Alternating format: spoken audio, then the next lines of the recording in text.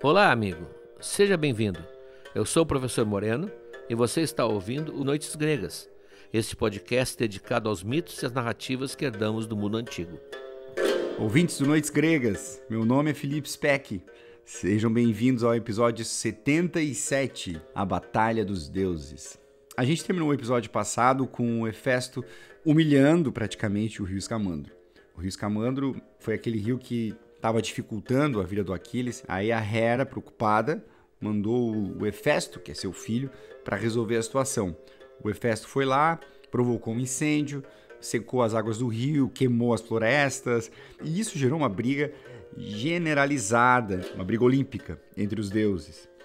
E o episódio começa assim, com uma baixaria. Hera e Atena, pró-gregos, são implacáveis, e as duas botam para correr os deuses que são defensores dos troianos. No caso, especificamente o Ares, Afrodite e Artemis. Essa é a primeira parte do episódio. Mas o episódio não é só isso. Fala também sobre o que acontece no plano terrestre, no mundo real, onde as mortes de fato acontecem. E lá vai começando a se armar o combate final da Ilíada. O Aquiles se aproxima da muralha e o Heitor decide que vai enfrentá-lo. Tá chegando a hora.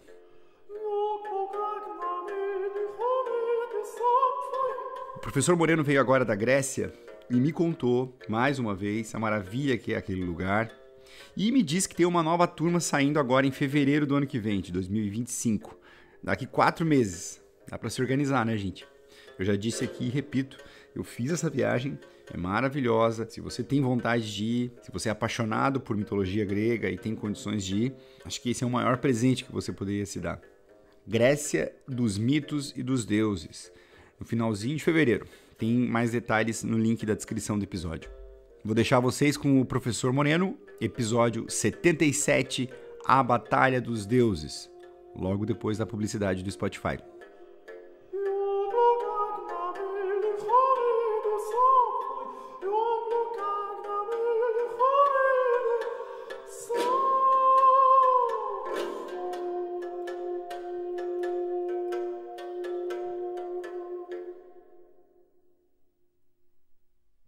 A rivalidade das torcidas no estádio de futebol não cessa quando o jogo acaba.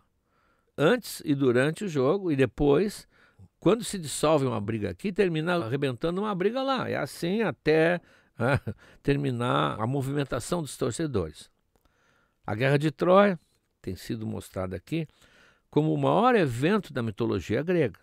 Em volta dela, centenas de mitos se organizam de peças literárias. E ela não ia ficar atrás do que eu acabei de falar do futebol. Os deuses do Olimpo, lá no camarote deles, VIP, comendo ambrosia e tomando néctar, partiram para o sarrafo da mesma forma que os torcedores das populares do Palmeiras enfrentam os seus inimigos do Corinthians. Afinal, a derrota de Escamandro para Aquiles foi o verdadeiro tapa na cara que desencadeou a confusão toda. Entre os torcedores divinos, agora, vai se armar um tumulto, um bafafá, um furdunço, só não digo Deus nos acuda, porque o único Deus que ficou fora da lambança, Zeus, não queria acudir ninguém. Bem pelo contrário, Zeus, lá em cima do Olimpo, acomodou-se na sua poltrona e estava lá disposto a aproveitar cada segundo do espetáculo que ia se desenrolar lá embaixo, com lutas variadas no programa. Primeira luta, Atena versus Ares.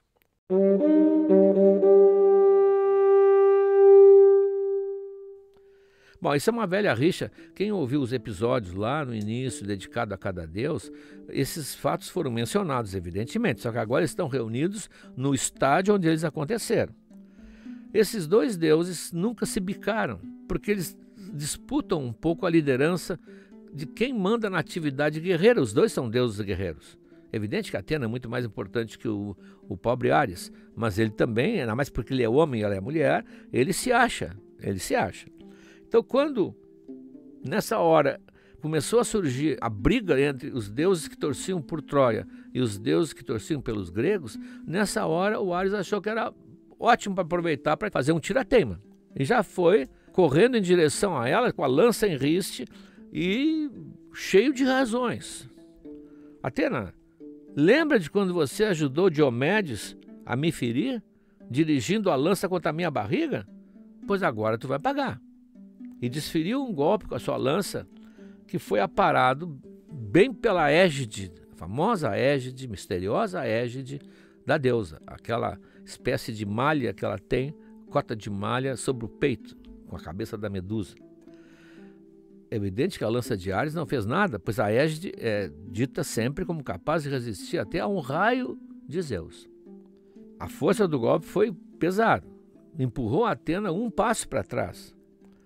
Mas aí ela se abaixou, colheu do chão uma pedra preta cheia de pontas e de ângulos, muito pesada, e com ela atingiu Ares bem abaixo do pescoço, deixando-o estatelado no chão, com o cabelo cheio de poeira. Com um risinho de escárnio, Atena ainda zombou. Tolinho, ainda não aprendeste que eu sou mais forte do que tu?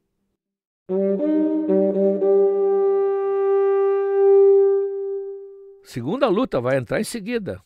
Entra Afrodite. Atena contra Afrodite.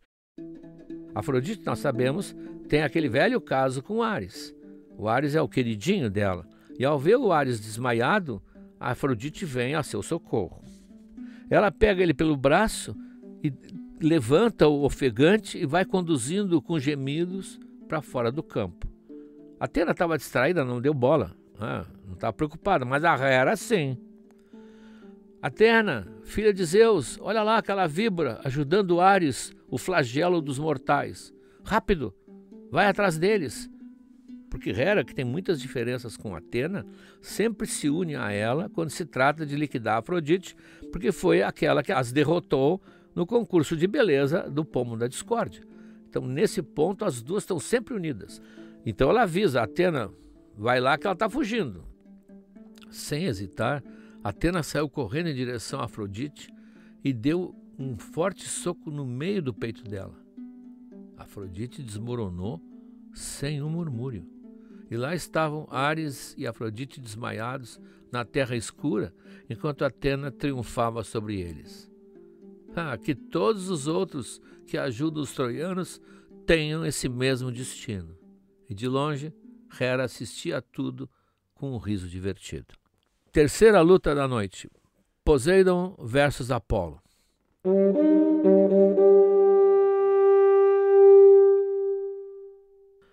Por sua vez, o Poseidon encarava Apolo, seu jovem oponente, com um ar desafiador. E aí, cara? O que estás esperando? Que vergonha se a gente voltar agora pro Olimpo sem lutar. Tu, que é o mais jovem, deveria me atacar primeiro. Agora, eu não sei porque tu defende esses troianos. Tu esquecesse aquele ano em que trabalhamos aqui para construir a muralha para o rei Laomedon e ele não quis pagar nosso serviço? E ainda nos ameaçou, absurdo, nos cortar as orelhas e nos vender como escravos porque ele não sabia que a gente era imortal? E agora tu defendes esses arrogantes descendentes dessa raça? Apolo, na verdade, estava envergonhado ao perceber que ele estivera prestes a lutar contra o próprio tio. Ele se deu conta que seria ridículo que o tio e o sobrinho lutassem por mortais, meros mortais. Ele resolveu abandonar o campo de luta e convidou o tio para subir para o Olimpo, dizendo num tom amigável: vamos parar de discutir agora e deixar que eles lutem suas próprias batalhas. É uma cena de humildade de Apolo, com o tio mais velho, mais poderoso, e que no fundo também não queria brigar com ele. Quarta luta. Hera e Artemis.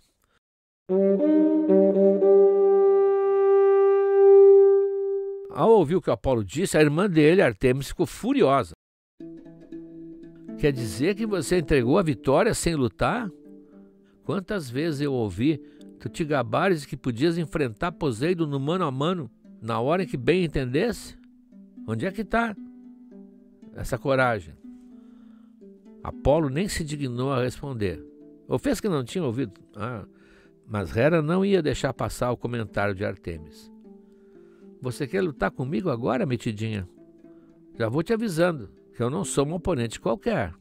Se tu queres me desafiar, vai ver que eu sou uma presa bem diferente daqueles viadinhos e corças que costumam caçar nas montanhas. Espera, que eu vou te mostrar quem é mais forte. E a Hera, assim dizendo, agarrou nos pulsos de Ártemis com uma mão só, com a mão esquerda, e usou a mão direita para arrancar do ombro da deusa o arco e a aljava de flechas que ela sempre usava. E, rindo o tempo todo, começou a surrá-la, batendo com as armas, ora de um lado, ora do outro, nas orelhas, enquanto a pobre Ártemis se contorcia porque não conseguia libertar as duas mãos do pulso firme que a Hera tinha. Finalmente, Hera abriu a mão e a Ártemis conseguiu se soltar, mas saiu chorando, deixando ali, no meio dos destroços da batalha, o arco dela e as suas flechas. Isso leva à quinta luta: Hermes e Leto.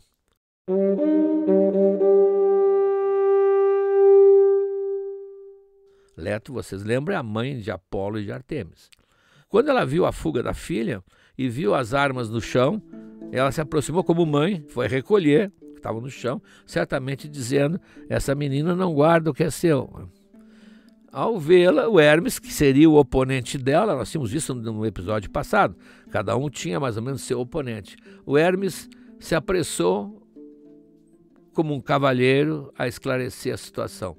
Leto, olha, não te preocupes, eu não vou lutar contigo. Seria ridículo eu trocar golpes com alguém que já foi mulher de Zeus, pai de 2 deuses, meus amigos. Eu te proponho o seguinte: pode te gabar o quanto tu quiser no Olimpo e dizendo que tu me vencesse numa luta honesta. Pode dizer, que eu vou confirmar sempre. Sempre que perguntarem, eu vou dizer: me ganhou, surpreendentemente me venceu. Agora, senhora, pega as armas que tua filha deixou ali no chão e devolve para ela. Enquanto essa grande movimentação corria aqui embaixo, eu diria um outro observador, enquanto esse barraco ocorria aqui embaixo, Ártemis havia alcançado o Olimpo e tinha corrido para o palácio de Zeus fazer queixa. Estava sentado no colo do pai, tremendo, chorando, soluçando convulsamente. Zeus abraçou a filha, risonho e com bom humor: quem foi dos imortais que maltratou minha criança? Em que encrenca tu foste te meter? Soluçando, Ártemis nem conseguia falar, não conseguia contar direito, mas articulou: pai, foi tua mulher, a Hera, que me bateu e derrubou no chão. Enquanto ela se queixava e choramingava, todos os imortais retornaram ao Olimpo. Alguns zangados, outros em triunfo, e foram sentar ao lado de Zeus. Em breve, estariam todos de volta às arquibancadas para assistir, ainda neste dia, a cena mais esperada por aqueles que acompanhavam essa minissérie: a morte de Heitor.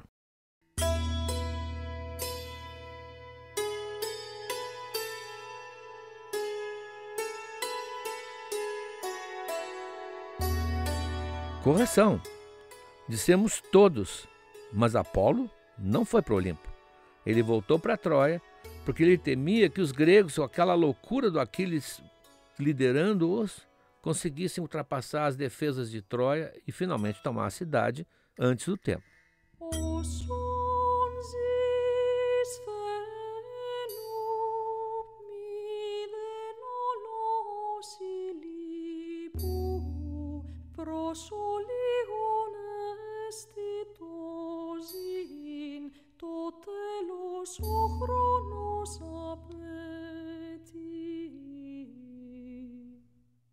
Quando o velho Príamo, que estava no alto das muralhas construídas, aliás, por Poseidon, observando a luta, quando ele vê Aquiles expulsando os troianos, patrolando os troianos na planície, fugindo numa debandada desesperada, sem ninguém para ajudá-los, ele pressentiu a derrota.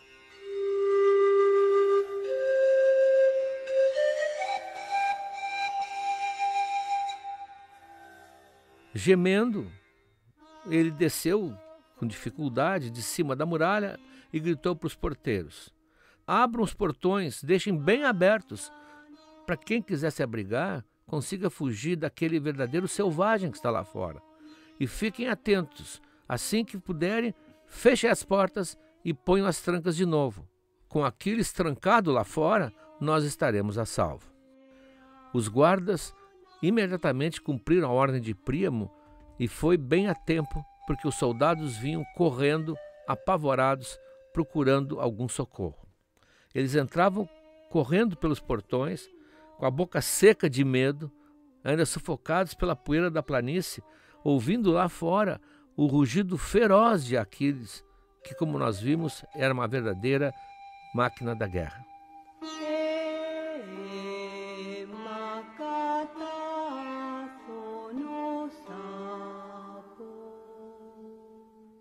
Apolo tinha ficado para conseguir mais tempo para os troianos se salvarem. Ele percebeu que, se não fizesse alguma coisa, Aquiles talvez entrasse dentro da cidade e aí seria a derrocada de Troia. Para entrar em campo, ele escala um grande guerreiro troiano, conhecido como Agenor, e infundiu nele aquela coragem inigualável que os deuses podem dar ao homem. E além disso, ficou ao seu lado, não o deixou sozinho, para defendê-lo, se fosse necessário, da poderosa mão da morte, como diz Homero. Para não aparecer, Apolo usou o velho truque da nuvem portátil. Os deuses têm à disposição. Ele faz uma pequena nuvem, e dentro dessa nuvem, junto a uma árvore, ele fica quieto observando para ver se ele vai ter que intervir se for necessário. Quando avistou Aquiles, Agenor hesitou, confuso. Ele tinha sido tomado por um entusiasmo transmitido por Apolo, mas ele não entende muito bem o que ele está fazendo ali. De onde é que ele saiu essa coragem repentina de encarar sozinho o homem mais perigoso da guerra? Ele, como guerreiro profissional, ele estava em posição de ataque, pronto, mas por dentro era só um poço de dúvidas. Eita, em que é que eu me meti? Se eu tentar fugir dele agora, junto com os outros, não vai adiantar nada. Ele me alcança e eu ainda vou morrer como covarde, morto pelas costas. Bom, eu podia aproveitar que ele está distraído com os outros fujões e dar uma corrida longe da muralha, lá em direção ao Monte Ida. Lá eu me embrenho na floresta e só volto quando for noite escura. Mas estou pensando besteira. Quando ele vir que eu tomei o rumo da planície, ele, que é famoso por sua corrida, me pega fácil. E aí também vai ser morte certa, porque ninguém consegue resistir a ele. Agenor soltou um longo suspiro. Bom, se não dá para evitar, é melhor eu atacar primeiro. Eu vi há pouco o rasgão que a lança de Asteropeu fez no braço dele. Sangrou, ele sangrou como qualquer um. Falava que tinha um corpo fechado, mas hoje eu vi que isso é uma lenda. Ele só tem uma vida, como todos nós, e pode perdê-la ainda hoje. Já que a situação tinha decidido mesmo por ele, ele se agachou, armou o bote, esperando que Aquiles se aproximasse o suficiente para atacá-lo. Estava decidido a saltar sobre ele como um leopardo salta dos arbustos para capturar sua caça, sem dar importância para os rugidos dos cães enfurecidos. É um dos famosos símiles de Homero, as comparações de Homero. Então o nosso Agenor, vulgo leopardo, se prepara, mas não ia atacar de surpresa, como as feras fazem. Ele segue o código de honra que está vigente nessa guerra. Atacar alguém de surpresa era uma chinelagem, que só plebeu praticava. Não, ele era um guerreiro e ia desafiar dentro das regras. Com o escudo na sua frente, é claro, e a lança em posição, ele se defrontou a Aquiles e gritou bem alto: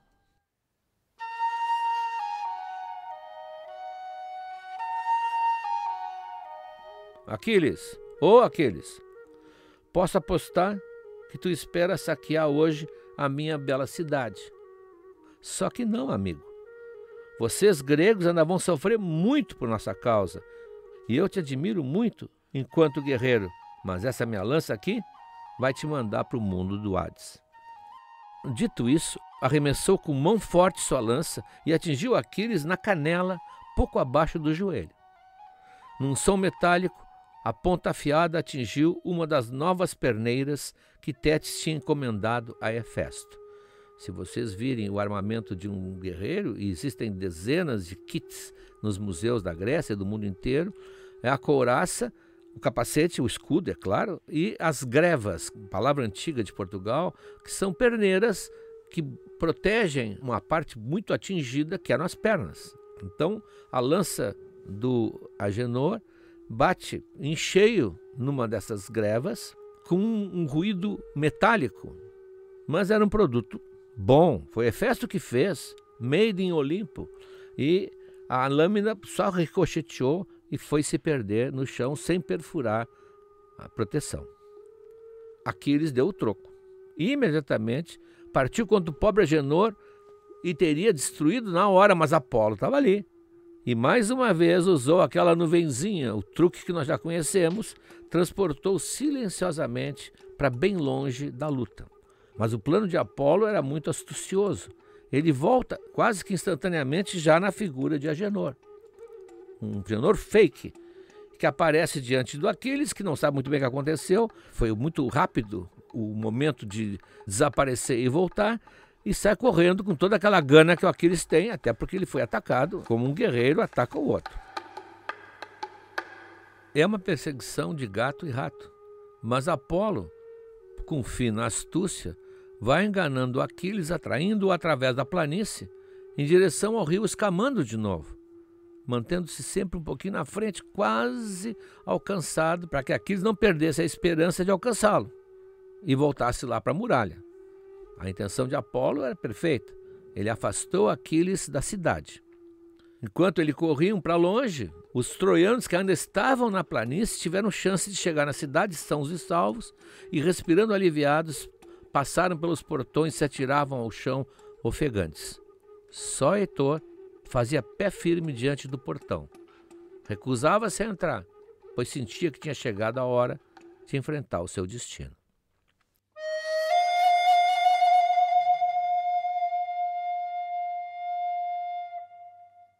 Quando já estavam bem longe, Apolo, contente de ter passado a perna no Aquiles, assumiu de novo a sua verdadeira identidade. E aí já falou com ele num tom irônico e zombeteiro. Aquiles, por que estás correndo atrás de mim, que sou imortal? Estavas tão raivoso que nem te deste conta de que Agenor estava veloz demais para ser um homem? E deixaste escapar os troianos que perseguias. Oh, estavas tão perto deles, pois agora já estão salvos dentro da cidade, enquanto tu aqui tentavas matar alguém que não pode morrer.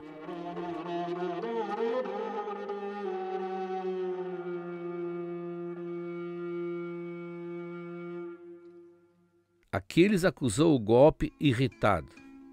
És o mais cruel dos deuses, Apolo. Todo esse trabalho só para me afastar dos portões da cidade? Você está de brincadeira. Muitos que deveriam ter morrido conseguiram escapar de mim. Roubaste minha glória só para que eles se salvassem. Mexer comigo é fácil, assim, para quem não tem medo de levar o troco, como tu. Pois tu ia ver só, se não fosses um deus. E sem mais, Aquiles deu meia volta e se pôs a correr a toda velocidade em direção às muralhas, no ritmo de um cavalo puro sangue, para ver se ainda podia alcançar algum atrasadinho. De cima da muralha, Príamo foi o primeiro a reconhecer de longe a inconfundível couraça dourada de Aquiles, que resplandecia como um sol. Ao ver Heitor lá embaixo, junto à muralha, lá fora, esperando Aquiles, o velho rei ficou desesperado.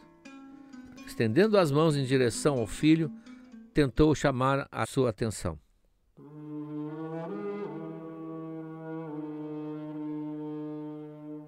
Filho, não enfrentes esse homem sozinho. Ele é mais forte do que tu. Pede ajuda. Essa guerra já roubou muitos filhos bons meus. Até agora, por exemplo, eu não vi entrar de volta o pequeno Licaon e o Polidoro. E não entraram junto com os outros. Se foram capturados, eu estou pronto para pagar o resgate. Mas se estiverem mortos, já a caminho do Hades, essa vai ser mais uma das grandes tristezas que terei de suportar. Meu filho, então, não se deixe matar por Aquiles. Vem para dentro. Entra aqui nas muralhas. Tu deves viver para salvar os troianos. Fica vivo, filho. Tem piedade de mim. Enquanto eu viver, pobre coitado que sou, parece que Zeus me reservou um fardo muito pesado. Nessa minha idade, ver morrerem meus filhos, ver minhas filhas serem desonradas, meus netos abandonados, minhas noras arrastadas para o cativeiro, ver minha querida Troia cair na mão dos ávidos aqueus. E ainda no fim de tudo, alguém vai me matar com um golpe de lança e os cachorros da minha casa vão despedaçar meu cadáver. Esses mesmos cachorros que alimentei na minha mesa vão lamber o meu sangue. Os mesmos cachorros que criei para guardar nossos portões. Olha, Heitor, o corpo de um jovem guerreiro, quando morre em combate, coberto de feridas, ainda assim é uma visão honrosa. Mas pensa, um cadáver nu de um velho como eu, cabelo grisalho emporcalhado pelos cachorros, pela sujeira do chão, é uma visão lamentável.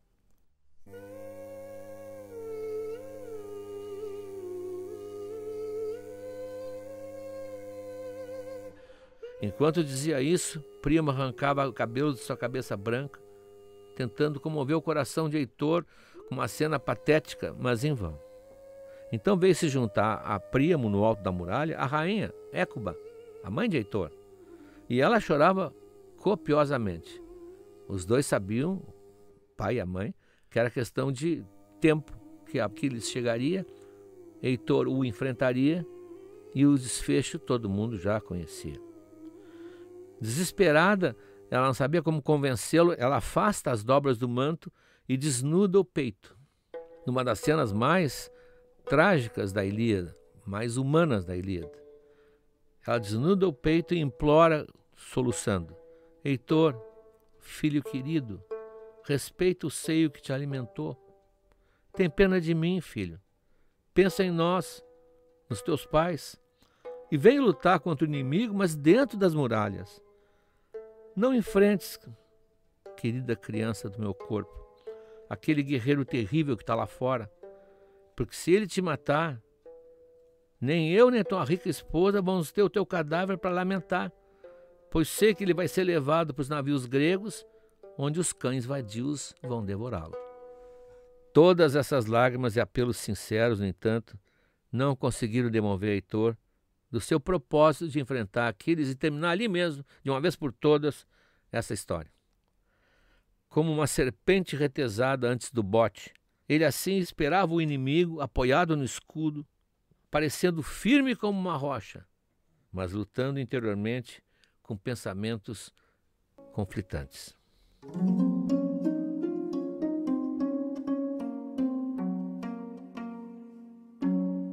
Putz, se eu volto agora para dentro da muralha, Polidamas vai tripudiar de mim. Se vai, desde aquele dia em que o Aquiles voltou a lutar, ele sempre insistiu que nos entrincheirássemos dentro da cidade, porque as nossas muralhas são inexpugnáveis. Nós estaríamos a salvo. Eu é que me opus na minha teimosia, mas agora eu lamento e vejo que eu estava errado. Eu terminei pondo a minha cidade em perigo. Que vergonha! Qualquer troiano agora, sua esposa, qualquer um pode me apontar com o dedo e dizer: esse é o Heitor, que trouxe ruína para o exército por confiar demais na força do seu braço. Bem, se é isso que vão dizer, bom, então seria muito melhor não me esconder dentro dos muros. Vou enfrentar Aquiles, cara a cara. Ou eu mato, ou morro com glória ao menos diante das muralhas da cidade. Claro, eu poderia também abandonar o escudo, o capacete, deixar minha lança encostada ali na muralha e falar com Aquiles numa boa, comprometendo-me a devolver Helena, a devolver as riquezas do palácio de Menelau que meu irmão Paris trouxe de Esparta, provocando toda essa confusão. E também daríamos aos gregos como compensação, metade do tesouro da cidade. Podia ser contado e conferido pelos anciãos de Troia. Eles iam se comprometer com o juramento de não esconder nada dos valores que nós temos.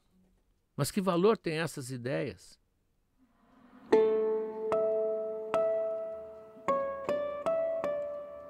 Heitor está nitidamente na maior encruzilhada de sua vida.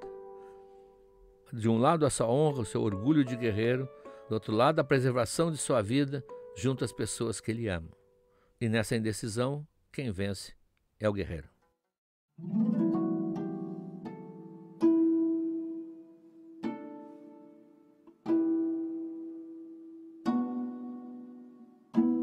Ele continua: mas que valor tem essas ideias? Não posso me aproximar dele como um suplicante e correr o risco de que ele, sem a menor misericórdia, simplesmente me mate ali, me deixando despojado da minha armadura e indefeso como uma mulher. Não posso. Esse não é um encontro de namorados. Não é conversa de rapaz e moça. Melhor é nos encontrarmos num combate sangrento e ver de uma vez por todas a quem Zeus vai conceder a glória. Com um olhar sereno, deu um passo à frente e esperou Aquiles, que se aproximava.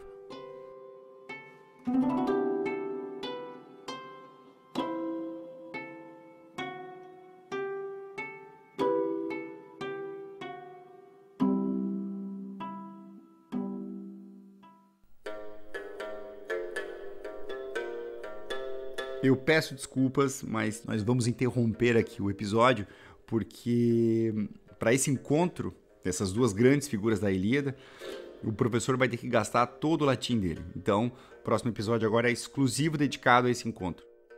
Mas enquanto esse dia não chega, você vai ficar com um material exclusivo. Tem um texto que é uma comparação entre Aquiles e Heitor. As comparações são uma ótima forma de entender as coisas, faz muita diferença para compreender como é cada arquétipo na mitologia e como se aplica isso para a literatura e para as histórias atuais. E no caso de Aquiles e Heitor, eu acho que é uma das mais valiosas, porque tem similitude, tem antagonismo que explica a guerra, mas explica também a humanidade e principalmente explicam os dois personagens no seu subconsciente, o que ajuda muito a compreender a relação deles com a mitologia e a compreender também como funcionam os outros conflitos da mitologia. Por isso que a gente separou nesse material exclusivo um texto da Raquel Bespaloff que fala disso. A gente já chamou um outro trecho de um texto dela aqui, e nesse texto agora ela compara esses dois. É uma das mais interessantes análises que eu já li até hoje sobre a relação entre Aquiles e Heitor. Tem também mais um trecho do livro Troia, o trecho que é tratado nesse episódio, o livro Troia, que é o livro do professor Moreno, que eu também recomendo. E tem, como sempre, uma série de representações e imagens desse episódio.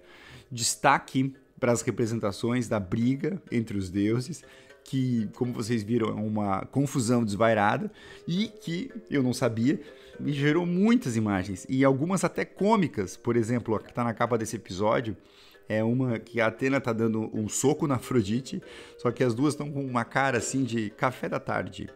Baixa lá o PDF que tem muito mais. Apoie o nosso podcast, noitesgregas.com.br/apoiar, para acessar todo esse material e nos ajudar a manter esse podcast no ar. Um abração em vocês e até o próximo episódio.